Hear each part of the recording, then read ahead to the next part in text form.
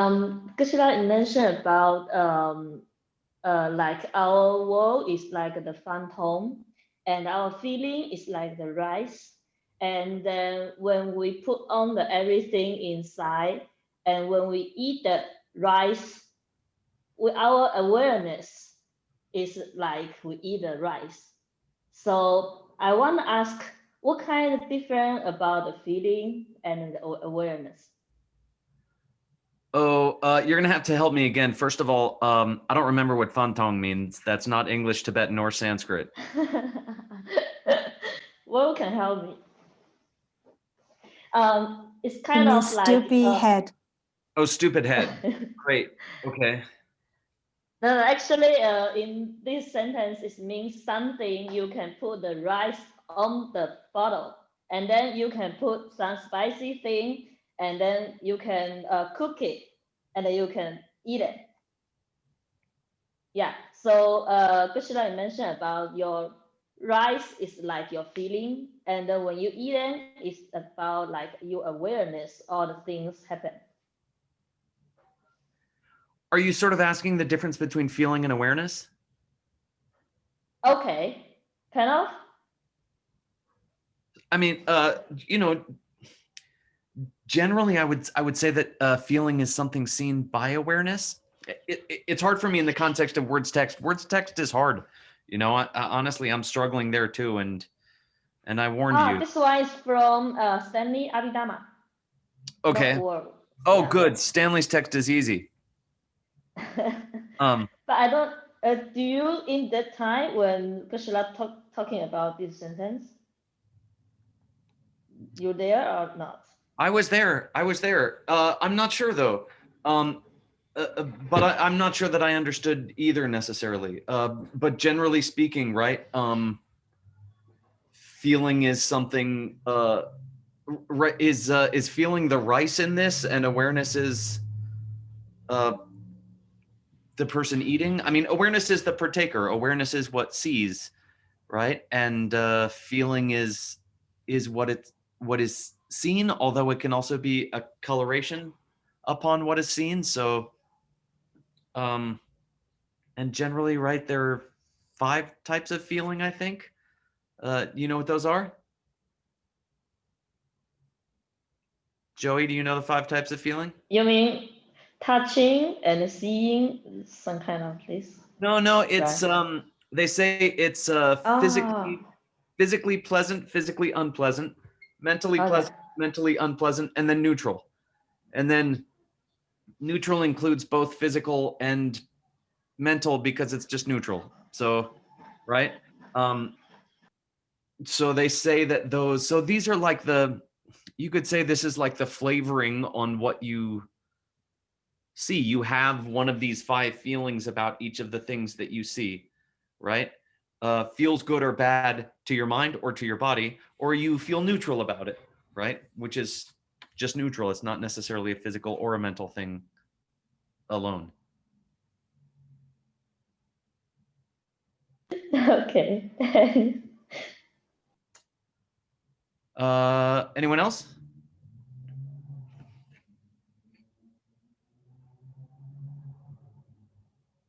That's easy. You can make it real easy on me, but I'm happy to hang out and I don't know. How's everybody's practice?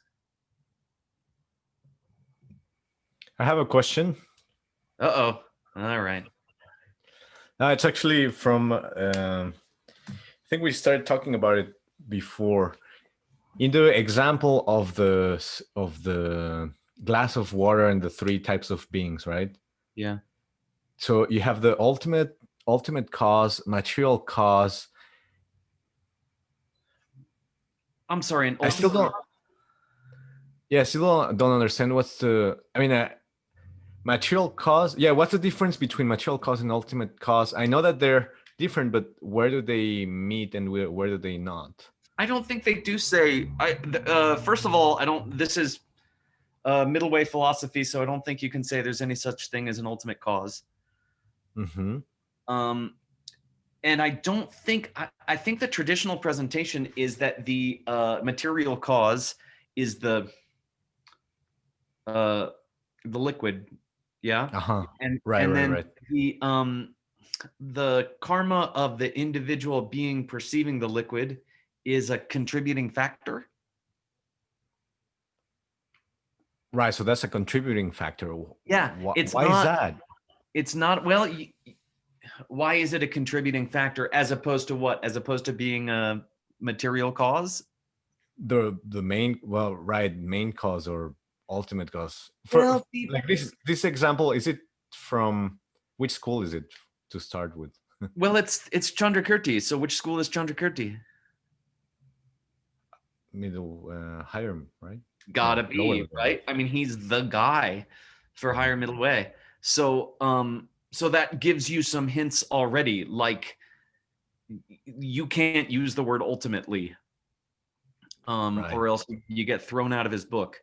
Um, so we can't say there's any such thing as an ultimate cause. We can talk about ultimate truth, and ultimate Hmm. truth is, in some sense, the fact that nothing exists ultimately, right? Hmm. Which would be two different ways of using that word. So we couldn't talk about an ultimate cause. So is a material cause Hmm. like the main cause? I don't know that you would necessarily have to say that just because it's the thing we're identifying as the material cause. But since this is middle way philosophy, I don't know that you have to say that it's the main cause. What does material cause mean? Hmm. You tell It's just me. something made of the same substance, right? That Yeah, flops it's the over thing to that the the thing's next. made of. Yeah, it's the thing that the thing's made of. Okay. But what's fancy about Madhyamika is that the liquid is also a thing that's made from something, right? Hmm. So what's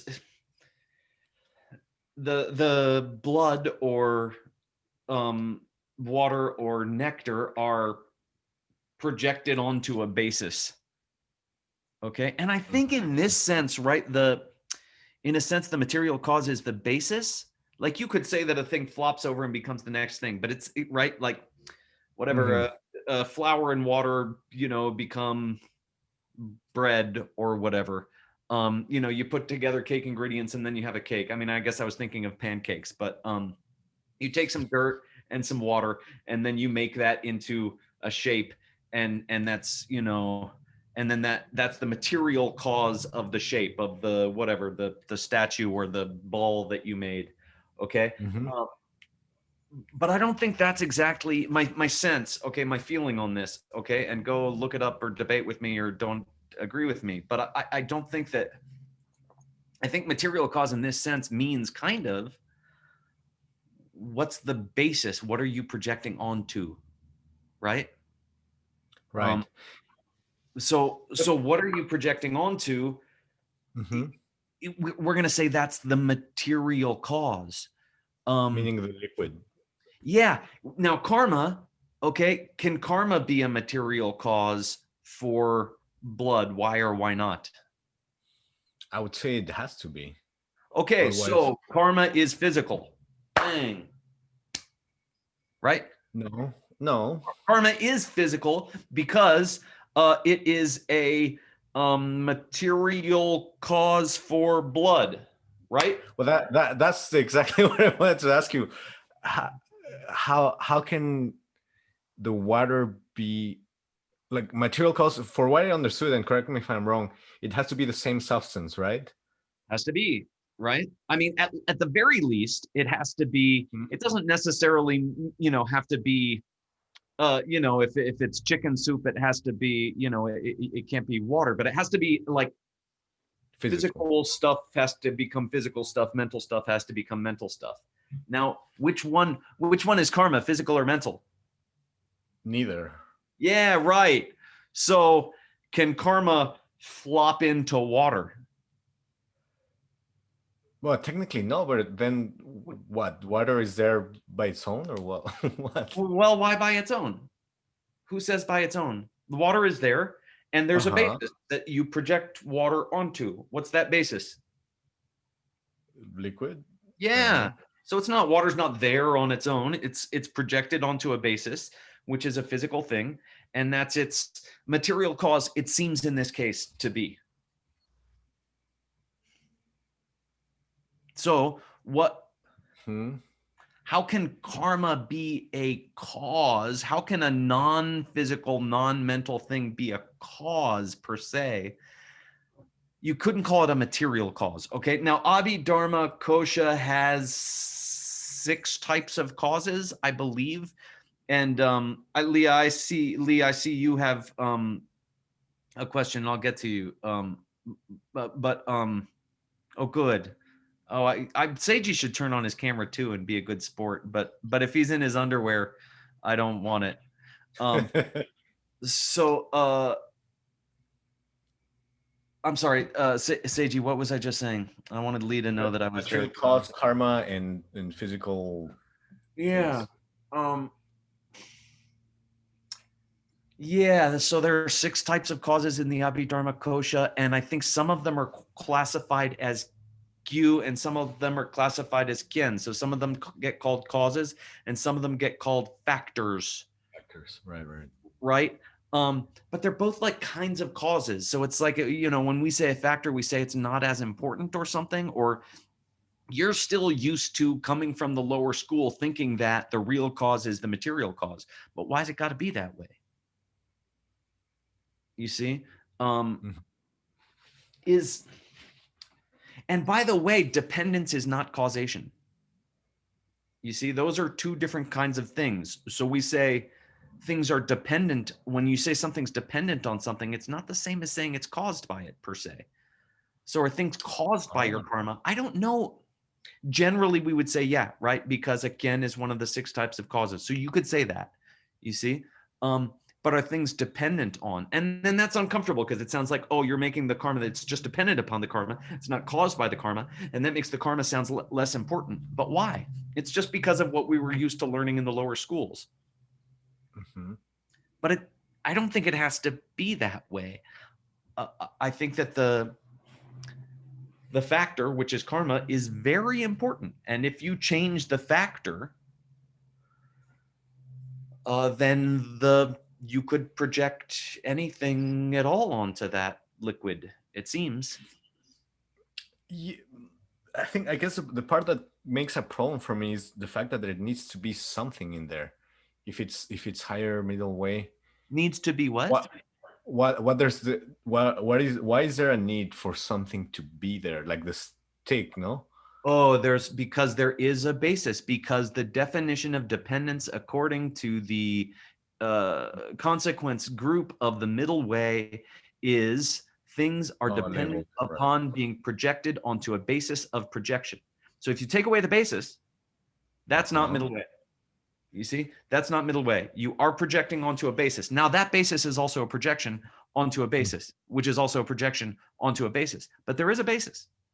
Right. That part, the projection of the basis and the material cause. So that the fact of that it's projected, that cannot be a material cause of the basis of you know what I mean? Of the basis. The fact that it is projected cannot be a material cause of the. Oh, I'm not saying the fact is not a cause. I'm saying the stuff, the basis. Right. The basis itself, which is a physical thing. Physical things can be causes. Right. So you need to have a material cause, which might not be the most important thing in this formula, but there always is one. Okay.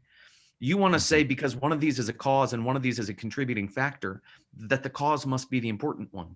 And I'm not sure it's that way in this case. So cause might be not the best word to use in this case.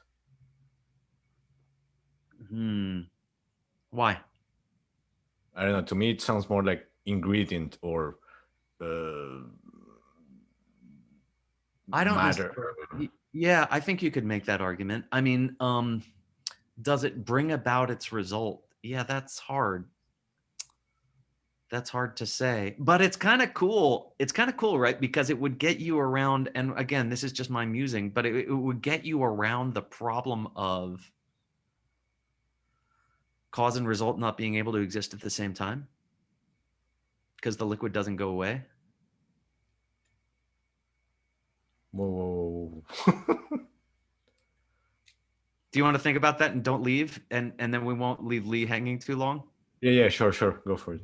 What do you think, Lee? I'm probably going to say I don't know. Whatever you're going to ask. You have to unmute though. I was struck by his comment today. Just comparing the two texts, and of course now I'm looking for a link to Adam's homework, and I don't have my notes to Adam's text in front of me. But I'm just was curious about what the relationship, what he might have been referring to, what you think he might have been referring to. I don't remember what the comment was, except that they are the same author. Yeah, he made it during this morning's session with Utpala. But you don't remember what the comment was, because I warned you what answer you were going to get. He just connected it, but he didn't say more than that. And I wanted to do a follow up, and so I mean I could look for my notes on Adams and then like try to guess, but he just mentioned that they were connected. Well, we could muse on the topic is the best that I can give you. But I mean, what do you think? Are you wondering what in the heck is the connection between logic and emptiness? Probably not. I mean, we spent a bunch of time in Adam's text today. I think yesterday. Oh, well, yeah, right. Talking about what's the point in studying logic, right? Is it a Buddhist topic, right? Is logic a Buddhist topic, or is it, not a Buddhist topic? And we decided that what right. topic like was which category was it in? The fourth or the fifth category? Yeah, right. Which of the five great sciences? And are we using it to have a perception of emptiness, right? Which is the topic of Utpala's text, right? So if the point of the fifth science, what was the point of the fifth science? Do you remember? How do we define it? I think those were Buddhist topics, and logic was its own. What made a topic Buddhist? Let's see, did the text define it? Is it about emptiness and karma? Yeah, kind of. But the way that they put it was kind of cool, was that it is supposed to get rid of marikpa, supposed to get rid of ignorance. And ignorance doesn't mean ignorance in general, right? I mean, ignorance doesn't mean, I don't know how many fingers you're holding up below the camera. It means seeing something in the wrong way. Yeah, not just any wrong way. Thinking things that are coming from themselves. Yeah, and so the point of Buddhism is to counter that particular idea. And so logic is one of the tools to sort of hack our brains to seeing things correctly. Yeah, for sure. And to bring about an understanding which would counter that, you see? And that and it's cool. I had a conversation with someone about this today, about emptiness, and this is why it's such a big deal in our lineage to Jetson Kappa and to thus Kedrupje, that emptiness is not, nothingness or bupkis or a hole in your thought for 20 minutes or something. There's gotta be an understanding, you see, a specific understanding, because you have a misunderstanding, you see? So there has to be some sort of understanding that you have that counters that misunderstanding. It can't just be that you space out. It can't just be nothingness. There has to be some particular understanding that would act as an immediate counter to something you're wrong about, right? So if nothing in the world is not blue, right, then to understand that just seeing nothing wouldn't counter your mistake, right? You would have to see somehow the fact that there's no yellow things, there's no red things, there's no green things. Like it would have to be a knowledge. And so Adam's text is about coming to that knowledge. And that's that's the point of studying logic. The point of studying logic is to counter ignorance. And there's no other point to logic from a Buddhist perspective in the end. Yeah, it's not logic. And for logic isn't the end goal. Logic is bringing us to something else. Right. Yeah. Right. Yeah, that's right. Yeah, I think you would have to say that. I was intrigued by it. There were a lot of critiques of logic there at the beginning of the logic text, and it's cool because it's complaints that you hear people. I've taught logic, on some Buddhist logic in preliminary ways. I'm a turkey, but I've tried my best to hand on, and boy, people, it makes people angry. Actually, surprisingly, people get really frustrated, and you hear those exact complaints.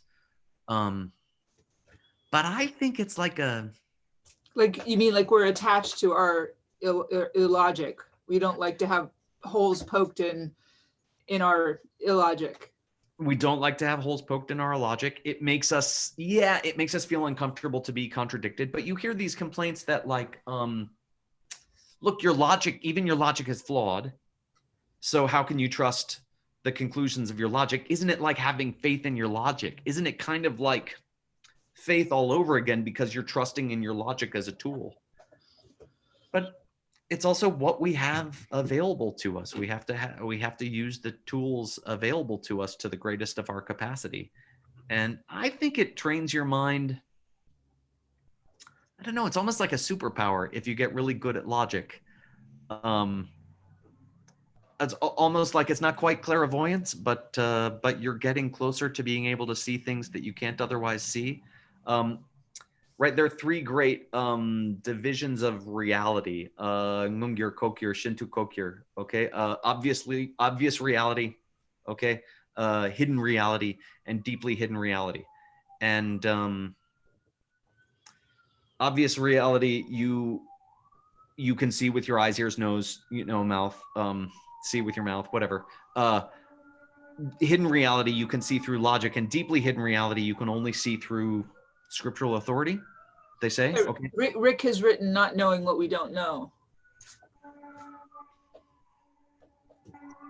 I'm sorry. There's the loud noise here. Just for a moment, Rick, do you want to tell us what you mean by that? Do you want to unmute and talk about it? No, Rick said that, and he I don't know if he's able. I don't know if he's able to unmute. Oh, let's see. I just asked him to unmute. I think I'm the host. So I think I have the power to let him have that. Sorry, no, I think it was about the topic just now. You guys mentioned about the Buddhism. Tell us what you mean. What do you mean, Rick? I mean, when one gets to learn Buddhism, is we get to know what we don't know. Yeah. It's also part of ignorance. Right. That's right. Yeah, right. Yeah, so, right, we were sort of saying that a second ago, and I'm saying logic is a tool to reveal that. But what's cool is that, so deeply hidden things are like the subtle workings of karma, and then they say that only scriptural authority or a divine being who has omniscience can see those things. But emptiness is not like that, you see? And emptiness is considered the key to developing the qualities of an enlightened being. And understanding emptiness is the key to freedom. And that's considered kokyur. That's here. That's considered something that you can see with logic. And that's pretty cool. That's pretty exciting to me, that you can start to see something that we don't normally see. It doesn't mean it's the same as seeing it directly. It's not as powerful as seeing it directly, but it's it's powerful, you know, it's a tool that we can use to see things that are not otherwise available to us. Do you know which of K-J's text was written first between No, those two? no, I have no idea. That's a cool question. Yeah, I don't know. Right. It's a neat question. I just remember all the excitement of you know, Vasubandhu's, you know, more recent text, and I'm just wondering if it was like that with K-J too, if he, you know, if like the second one was different than the first, or the. Yeah. I don't know. I don't know. I think that's one of the things we hope to eventually be able to do with the database, that we don't really have worked out yet. And Geshe-la might have more of a sense of that. But one of our hopes is to be able to date these texts better and have more of an interaction with what's the timeline, because people do, you know, say that some of these teachers developed a lot over the course of their career. Hopefully we're going to be starting another logic text soon. If I finish my book, yeah. We'll see. Yeah, if I don't know if it's good. Geshe-la thinks it's going to happen this term. I'm not sure if I believe it. Are there other questions on the line? Hey, Ben, this is Joey again. Okay, Joey. Yeah, I have a question. We all know you are the debater master, right? The yeah, and then about the debate have the essential formula about the three parts. Yeah, the subject, the assumption, and the reason. And then I want to ask, can you give us a perfect example about the three parts? Well, yeah. So yeah, I mean, a syllogism, right? You know, the classical example, okay, that they always give in the books, sound is a changing thing because it's made. Okay, that's always I know this example. So I want to ask, is it some kind of different? I know this example, so I want to figure out, is it the second example can, yeah, perfect answer. Well, let's do it. Okay, let's talk about the three relationships first, okay? Because you've got three elements, but there are three relationships between these elements, okay? And so let's use the classical one, and then we'll see if we can come up with another one, okay? Okay. So sound is a changing thing because it's made. There are three relationships between these three elements, okay? Three relationships between these three elements. The first one is this has got to be true of this, okay? The reason has to be true of the subject. What's the reason in this case? Sounds made by made. Yeah, it's made. Yeah. Is it true to say about sound that it's made? Is it true to say about sound that it's made? Yes. Okay, cool. So pass the first test. Okay. Second test. All right. If something is, if something is this one, then it's got to be this one. Okay. If something is the reason, it has to be the assertion. Okay. What's the reason again? Sound is made. So if something is made, then it's got to be what?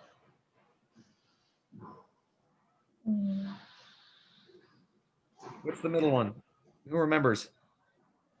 I forgot. Changing thing. Yeah, right. If something's made, does it got to be changing? Right. Generally, we say yes. I mean, if you want to debate it, it's cool, but that is, you know, it is a Buddhist tenet. I'm open to debating it, but yes, generally they say yes. Okay. And then if something is not this one, then it's got to not be this one. Okay. If something is not, what's the middle one? Changing, then it can't be made. Okay, cool. So can we come up with another one? Let's come up with a new subject.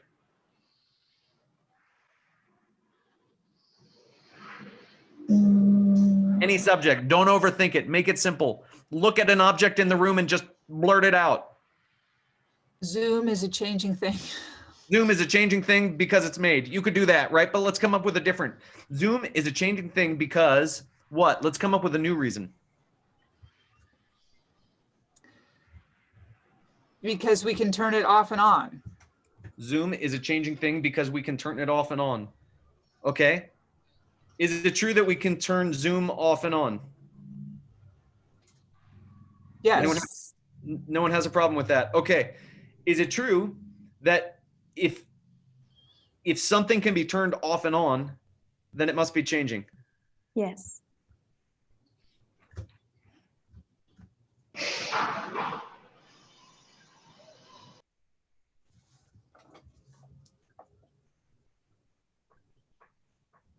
Is it changing while it's off?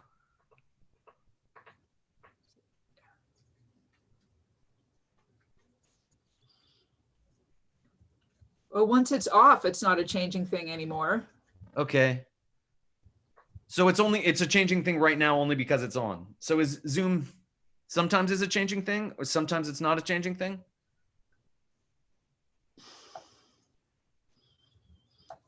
It's always a changing. It's always a changing thing. So even when it's off, it's changing. Yeah, it has the possibility to change. It has a possibility to change, but it's not necessarily changing. So it's No, it is changing. going from being what to what? Zoom at Off 741, to on. Zoom at 742. What does that mean? You're comparing two different Zooms. Zoom existing at 741 and Zoom existing at 742. What about them? Are those two different things? They are. Okay, so it's not changing from one. It's not changing because they're two different things.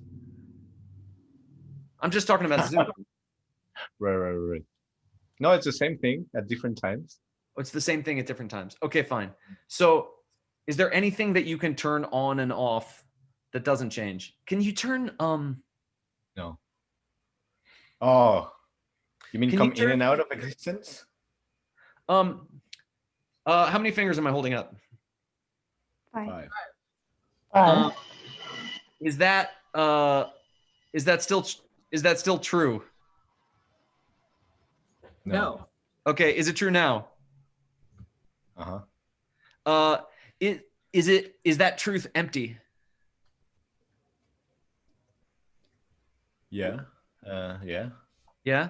Okay. So the emptiness of the fact that I'm holding up 5 fingers exists? Mm-hmm. Yeah? Mm-hmm. Is Yeah. that true? Okay. Yeah. Does it still exist? No. Did I turn it off? It went out of existence. I don't know what you mean by turning it off.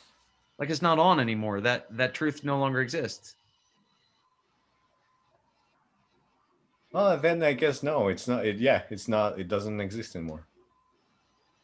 So did I turn off the emptiness of me holding up 5 fingers? You did. I don't know. I'm just making trouble. I'll tell you a trick. I think it's not too bad. Okay. I think it'd be fine. Maybe if you can turn something on and off, okay, then you could say it's changing. And then if you say, but be careful, okay, because there is a tradition that if something goes in and out of existence, you can't call it changing when it doesn't exist because a non-existent thing isn't changing. But I don't know that does Zoom exist when it's off? I don't know. Do androids dream of electric sheep?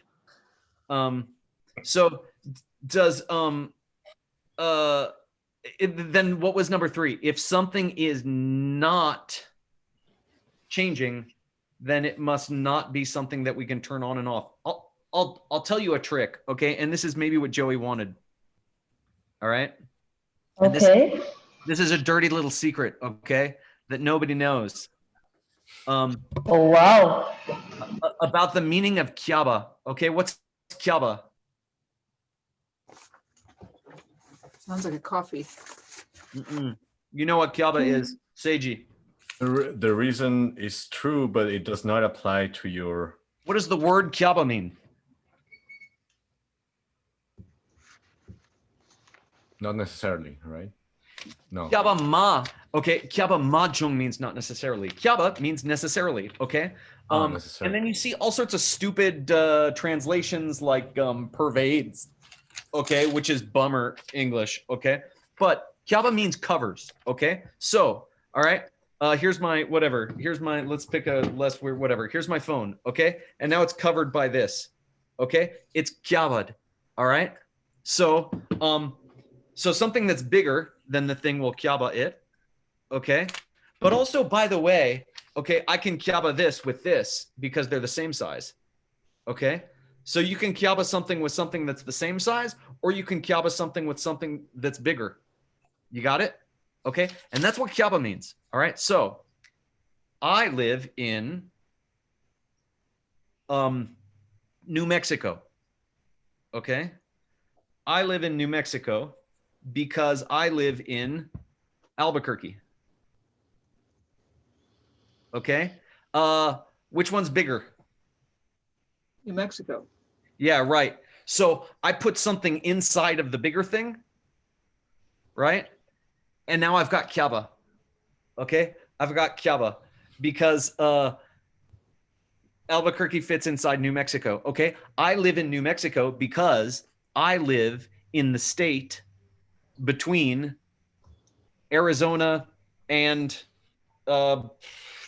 Texas. There's a mess of stuff on that side. Okay, that's the same. I just referred to the same thing. Okay, the thing that's between, that's right between Arizona and Texas, the state that's between Arizona and Texas, is the same size as New Mexico. Okay, so now I'm covering like this. All right, so that's a secret trick to correct reasons. All right, they're either gonna be like that, okay, or they're gonna be like that. And any correct reason is that way. So sound is a changing thing because it's made, okay? Changing thing and made thing, okay? Which one kyabas which? Changing thing, Traba's made thing. Well, you could use either one. They're the same. Mhm. Yeah, because they're synonyms, you see? So they're always going to be either synonyms, okay, or a group which the other one sits inside of, okay? A subset. Yeah, a subset, okay? What do we say for subset in Tibetan? Chedrak? Yeah, chedak, okay, as in chi chedak, like quality and characteristic, set and subset, okay? Yeah, exactly.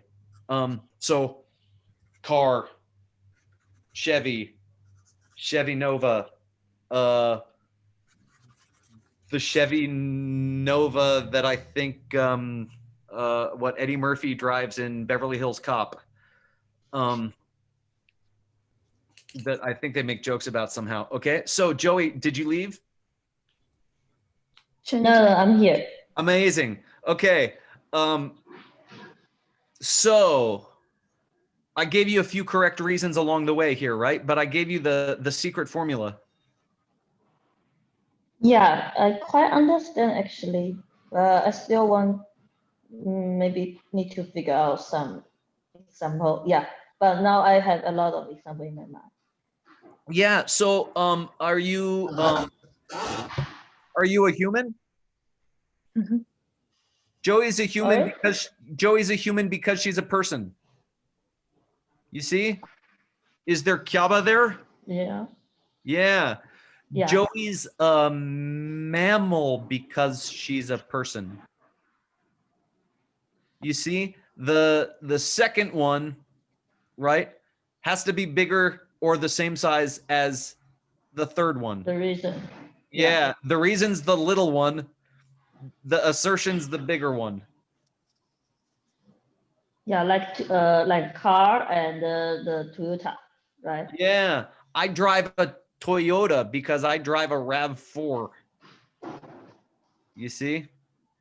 Yeah. Okay. Okay. Cool. Okay. Rick asked a question too in the chat. Yeah, do all texts have their own dictionary? Rick, are you still there? Yes. Uh, I think it's more for transcribing purpose. If say there is dictionary available, it will be very helpful. so we had a project for a while to create dictionaries that way. You see? So you could make one. and it's a project that we could use some love, which probably means people's attention, and sometimes money, though I'm not sure it's the thing that needs the most money right now. But you could do that. You see, if you went through word by word and took like Geshe Michael's translation, and said this word means this word and this word means this word, you could go through and you make a dictionary. Some of the ACI courses have their own dictionaries made that way. Okay. No one cares or loves or looks at them anymore. But they do exist. And it was a project of ours for a while to make them that way. So technically, no, not every text has its own dictionary. But you could do that. It would definitely be possible to make such a dictionary, and it would be cool. It would be a really cool tool. And we have an application that a student made for us a number of years ago called Hypercontext, which is designed for making dictionaries like that. But they don't all exist necessarily. Now, if you wanted to go about making one, that could be done. You could have that tool, and you could make a dictionary out of any text. But no, at the moment they don't necessarily exist. It's happening in real time. And you're right, it does. Yeah, Jedok, it could be spelled that way, Seiji. I mean, yeah, Chi Jedok, right? Are you genuinely asking? Or is that a question? Joey asked, can you spell that Tibetan? Oh, yeah, right. I mean the cover thing. The cover thing, the Tibetan word, not the Chicheda. The cover thing. Yeah, you could say Yeah. KYAPPA or something, but that wouldn't be what would be the proper Tibetan spelling? I would have to look it up. Yeah, right. You could say Kyaba. Kyaba, which is like as in Kyaba Mahjong. Yeah, something like that, Catherine. That's it. Rick, am I understanding your question? Like, does it already exist? Does there already exist a dictionary like that? Is that what you're asking? Yeah, because Word 6 Years Dictionary is very inspiring. Yeah. It's a very long, hard work. Right. That dictionary is like the dictionary. I mean, Siksu Chenmo, it's the great dictionary. So that should include a lot of meanings in a lot of different schools. And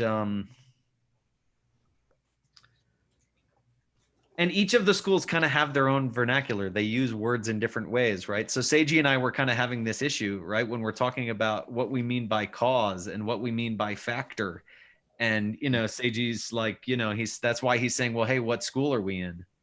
When you ask me what this word or that word means. And so that's one of the beautiful things about this program is that we're all sitting around watching the same words go by, and they mean something different 1 hour than the same word meant an hour ago, then the same word is going to mean, this evening or this morning, depending on what side of the world you're sleeping on, or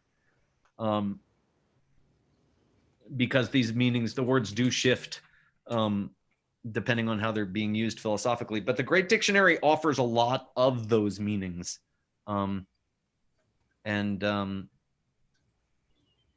So yeah, it would be cool for there to exist a full translation of that someday. That would be very cool. That's the one you would want to do.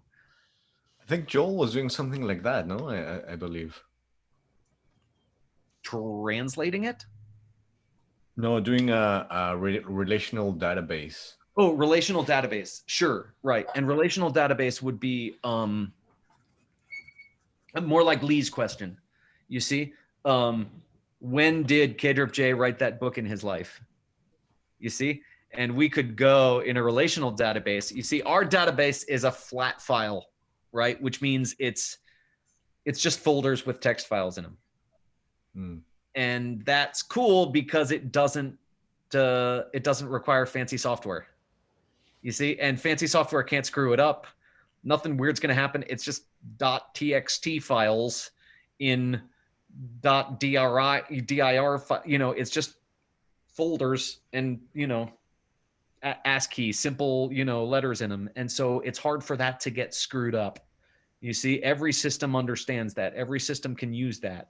So to have a database that looks at those files and says, well, we're going to say not just who wrote this, but when in their life they wrote it, and how we can, not just this, author, but who was his teacher. I want all of the works on valid perception written by students of KDRP-J. To eventually be able to do that would be cool, you see, or to just understand, to be able to sort KDRP-J's works by when he wrote them in his life, which there probably exist lists like that, but I don't know. Is ACIP working on that? Yeah, we are working on a relational database. We are. Yep. At advanced stages, I mean, I think it's going well. I think, we're playing around with prototypes of it. It's something we've been working on for a long time.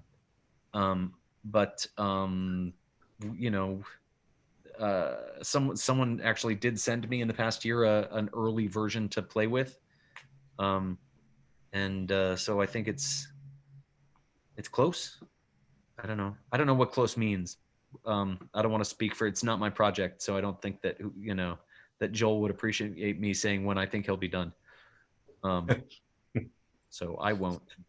I have my hunches that it'll be soon. Ahorita, like in Spanish. Ahorita? Oh, it's like mini now. So okay. Yes. Okay. Doesn't mean within the hour? No, it just close, but purposely not. Yeah, good. Thoughts, questions? How's everybody feeling? Well, if no one else has questions, I would like to go back to that topic. Sure. So going back to that, so the material cause, right? So the water, I mean, right now there's no water actually. The liquid in the chili sauce. Liquid in the chili sauce? Okay. The liquid in the bottle. Okay. That my mind makes chili sauce, right? Yeah. The material cause has to come, if I am understanding this correctly, the only thing that can be the material cause for this is the chili sauce, the liquid from the moment just before, right? Oh. Yeah, okay. Yeah, right. That seems okay. The material cause for the chili sauce in this moment is the chili sauce in the moment just before it? I don't know. Is that the definition? I'm not exactly sure. That to me, that would sound like a material cause, right? Something of the same substance that flops over to the next moment. Yeah, that sounds okay. Right? Yeah, that sounds okay. Yeah. Now, how about when I'm projecting this liquid that I'm not calling yet chili sauce? Yeah, you got a problem, right? You got a problem because when you walk into the room and the chili sauce is sitting there, right? Are we going to say that it wasn't chili sauce before you walked in there? I'm saying that it wasn't even a liquid before I walked in there. Okay, so how come most of the chili sauce is missing? Like when someone drank the rest of that chili sauce, was it not spicy? Yeah, Nierlen Gigyu, right? Nierlen Gigyu is material cause, right? As opposed to Hlengi Kien, which is like contributing factor. The mental seed, as referring to the mental seeds that project into the chili sauce, right? Well, yeah. Although traditionally we say, right, like the material cause of a plant is the seed, and the contributing factor is the sun, the soil, the water. Right. Yeah. That exactly. That what you just said is what makes me get confused. And I think that's a lower school presentation. which doesn't mean we don't accept it. Okay, I'm just saying I think it comes from the lower schools. Right. So typically that is how we would talk about things. But yeah, then you have this problem, like, you know, when do I pre-exist your projecting me? Well, you cannot, right? Well, so how long ago did you and I meet, Seiji? How long? I don't know, 3 or 4 years ago. Mhm. So I'm 3-4 years old. That's your position? In my world, yes. In your world, I'm 3 or 4 years old. Your position, so you don't accept that I'm 44 years old. What's that? You don't accept that I'm 44 years old. You don't buy it. You don't believe it. No, I do believe it, So but in my reality, in your yeah, reality, but so it's not true that in your reality I'm 44 years old. you're I have 40. aged badly in my 4 years. It's been a hard 4 years. Mm. I mean, when you meet someone, you're saying that your position is when you first meet someone that they're an instant old. That's what you think. Does that make sense? When you meet two people, you know, can you Mhm. sometimes tell which one is older? Yeah, of course. Okay. But So okay. so you're projecting their, if you want to say that you're projecting the hot sauce, if the hot sauce is a result of the hot sauce a moment before you see the hot sauce, you see, when you see the hot sauce, you have to be projecting the hot sauce that was there before you walked in the room also. Unless you're saying the hot sauce Okay. just came into existence. Is the hot sauce more than 1 moment old? That hot sauce looks like it could be more than a year old. Maybe not. Maybe you eat a lot of hot sauce. But it's more than 1 moment old. I mean, I just saw it, right? So Mhm. so yeah, what is the cause? You could say in one sense, yeah, it does. There's a moment of hot sauce that comes before it. But that, in a way, that's still being projected right now, and even the past of it is being projected right now. So there's something about seeing something, having some visual cue, okay, Mhm. that acts as a. What do you mean by time factor, Rick?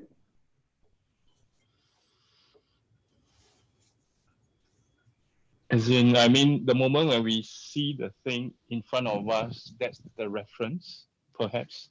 But actually, it has been existed there for quite some time. It's therefore what? I'm sorry, I lost you just that moment. It has been there for quite some time, just waiting for us to be able to see the object in front of us Yeah, to get it ripened. right. And then how, you know, it seems like there's a wrong way of thinking about that and a right way of thinking about that, and it's very difficult. You see, because you would sort of have to say that that's a projection too. You see? But that would mean that you could, in this moment, project the history of something. You see? That there could be a cause in this moment for something to have existed in a previous moment. Should that be allowable? It feels illegal, right? From our general sense of the way we believe the world works. But we might be wrong. Maybe that's why time is not linear. Well, could we say it's not really linear?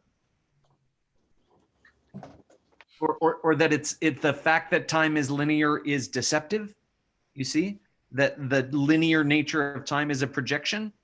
You see, it's not that it's not linear. You know, things do seem to happen in order.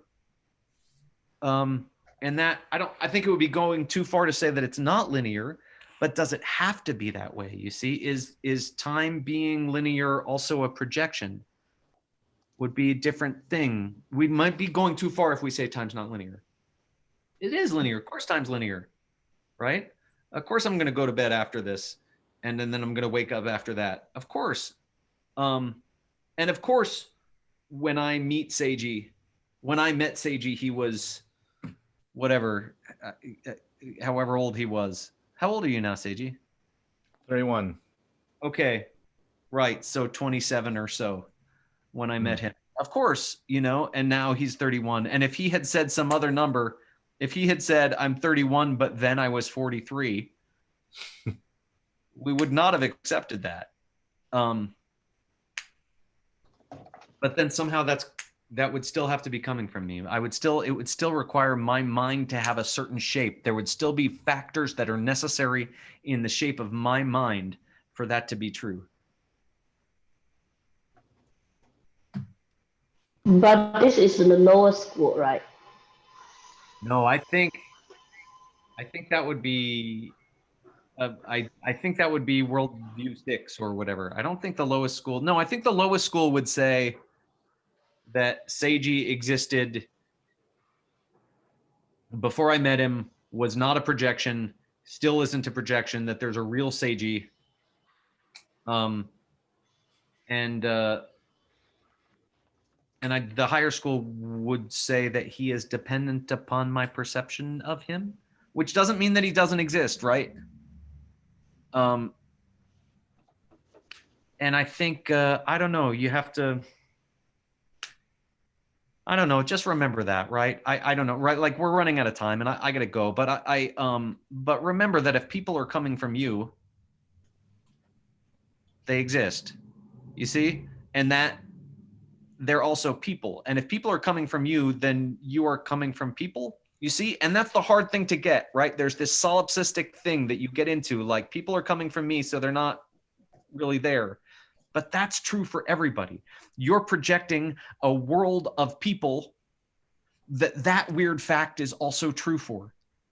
You see? People are coming from you, but that's true for other people, you see? And the people that are coming from you, to think because they're coming from me, they don't exist, that's perfect bad logic. You see? Something that doesn't exist can't be coming from you. That's nonsense. You see? If they're coming from you, they exist. Necessarily, nothing that doesn't exist comes from someplace. So there are coming from you. And then this predicament of people coming from you is also true for each of them. And it's heavy and beautiful.